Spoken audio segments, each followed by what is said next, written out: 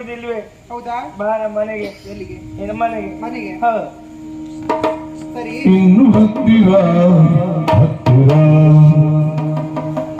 ಬರುವೆಯ, ಇನ್ನು ಹತ್ತಿರ ಹತ್ತಿರ ಬರುವೆಯ, ಹತ್ತಿರ ಬರುವೆಯ, ಬಳಿರಿ ಬಂದಾಗ ಕಣ್ಣೋಡ ಕಲೆದಾಗ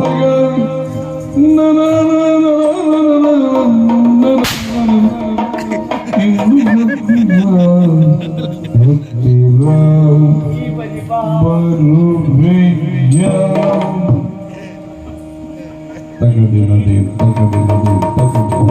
ನನಗೆ ಹೇಳ್ತೇನೆ, ನೀವೇ ಹೇಳ್ಕೊಡುದ.